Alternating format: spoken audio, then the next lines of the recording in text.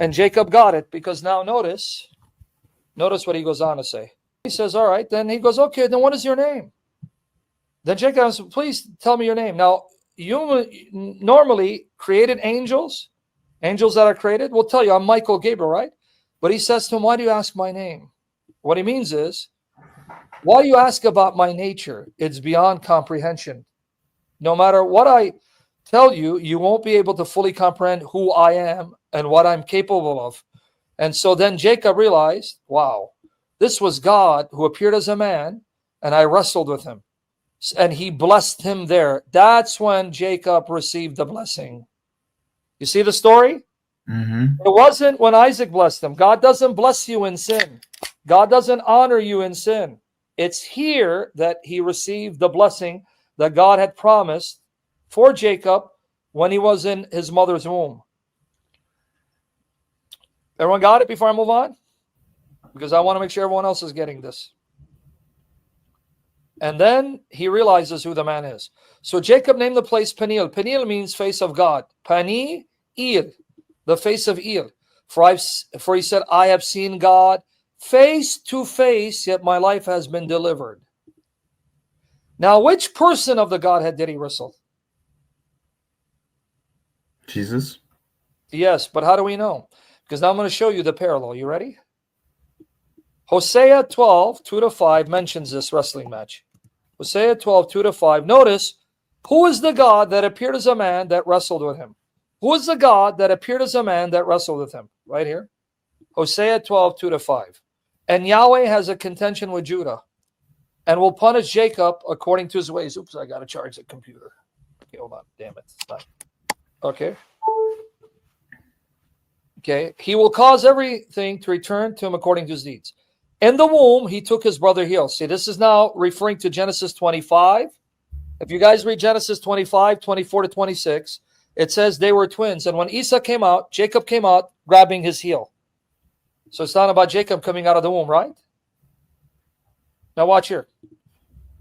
And in his maturity, he wrestled with God. Okay, where do we just read that he wrestled with God? Genesis 32, right? Right? Okay, but who's the God he wrestled with? Right here. He wrestled with the angel and prevailed. It was the angel who is the God that appeared as a man. Now watch. Notice the name of the angel. He wept and sought his favor. Whose favor? The angel's favor. He found him, the angel, at Bethel. There he spoke with us, even Yahweh, the God of hosts. Yahweh is his name of remembrance. So notice, the angel is the God that he met and wrestled with. The angel is the God that he saw at Bethel. And the angel's name is Yahweh, the God of hosts.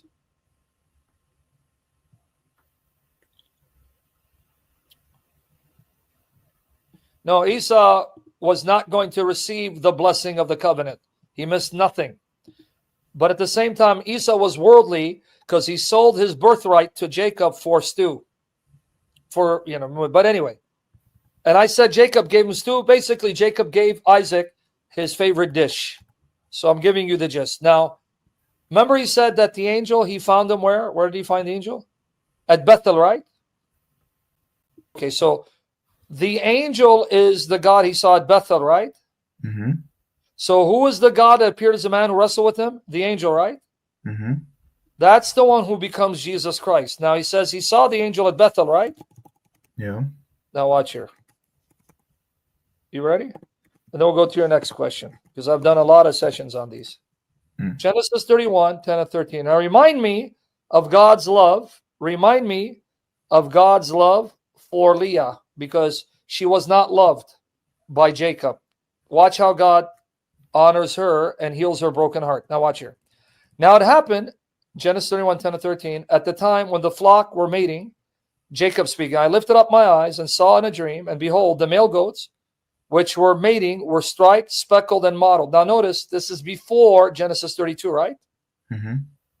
Now notice the animals that are mating, having sex.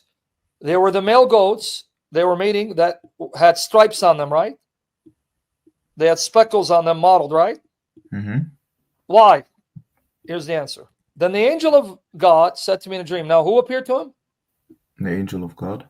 The same angel that appeared as a man, who's the God he wrestled with later, right? Mm-hmm. Jacob. And I said, here I am. He said, lift up now your eyes and see that all the male goats which are mating are striped, speckled, and mottled. For I've seen all that Laban has been doing to you. Now notice the beauty of God. Guys, you need to listen. The beauty of God, the mercy of God, the compassion of God, and the knowledge of God.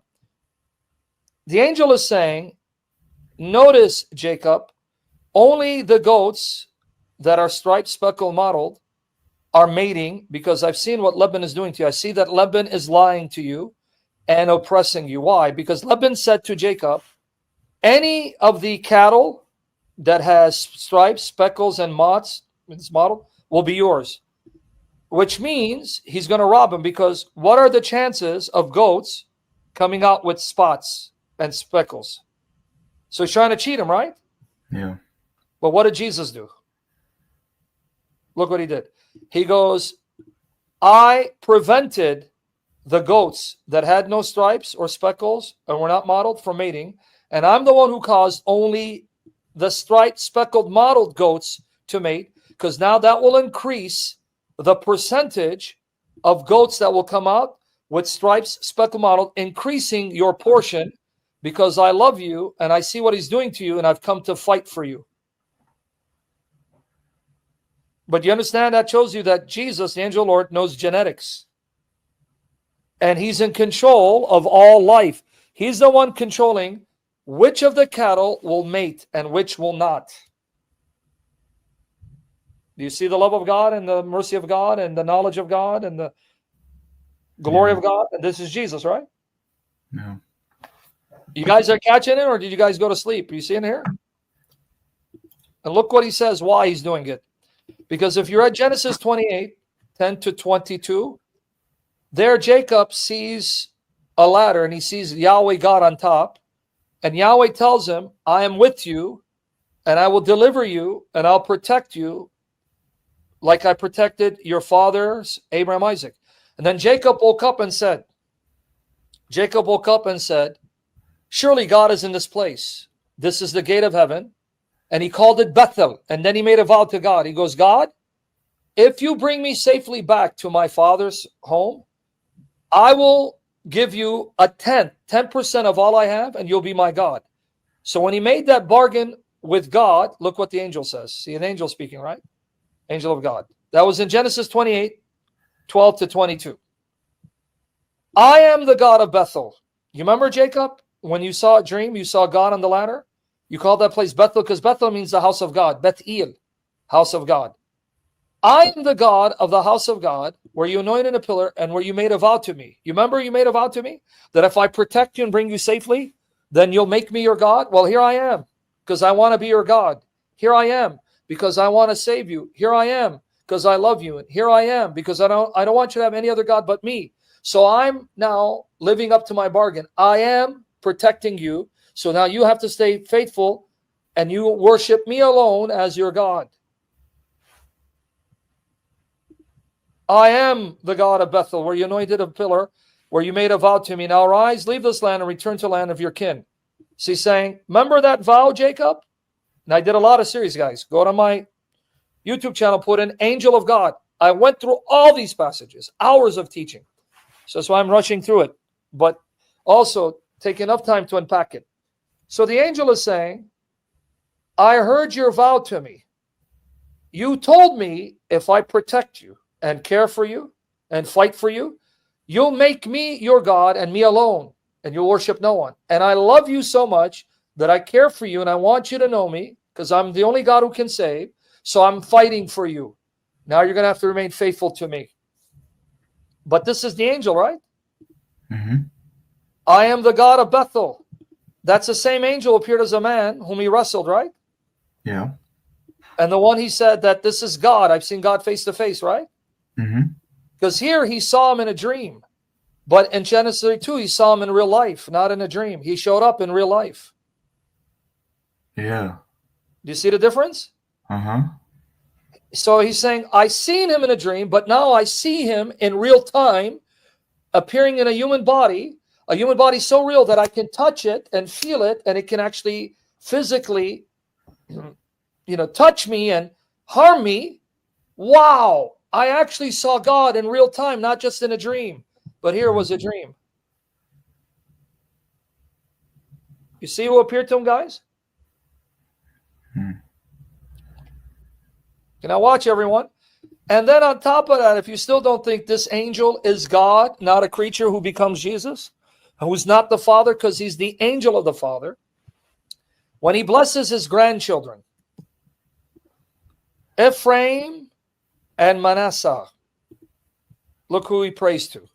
And he blessed Joseph and said, Genesis 48, 15, 16, may the God before whom my fathers Abraham, Isaac walked, notice, the God who has been my shepherd throughout my life to this day, the angel who has redeemed me from all life, bless the boys. Notice who the God of Abraham, Isaac, and Jacob is. It's the angel. Mm. So he's praying to the angel. He's saying, this angel is the God of my fathers, Abraham, Isaac, and they walked before him and obeyed him. This angel's the God who's been overseeing my life, protecting me. This angel's the God who's redeemed me from all evil. And now this is the angel who's the God who will bless my grandchildren. Right? So did you get your answer? Yeah. So who is this? This is Jesus. Yeah. And he's appearing he didn't become man. He didn't take on a second nature. He appeared in a human body. But that body's so real, he can eat it and you can touch it. Telling Jacob enough. But this is also a message to all of us. What's the message? The message is the life of Christianity is a life of pain and sacrifice. Don't think you're going to have it easy. This is why Jesus said, carry your cross and follow me and deny yourself. Because this life you will suffer. But if you suffer for me, I promise you, you won't do it alone. I'll be with you. I'll give you the power to endure until you enter rest where you suffer no more. That's what he's teaching him. Jacob, enough. Jacob, stop. Jacob, stop running. Stop conniving. Stop being a deceiver. Stop trying to plot in order to escape your problems. Because when you keep doing this and you're in sin, I cannot bless you in sin. I hate sin. Man up. Trust me. Face your problems and endure, because I'll give you the grace. And if you do it my way, then I can bless you, Jacob. That's the message for all of us. See it? Mm. So there you go. Now, I don't know if that answered it, but Yeah. did you? If you have one more, I'll take one more because there are other people waiting. Yeah.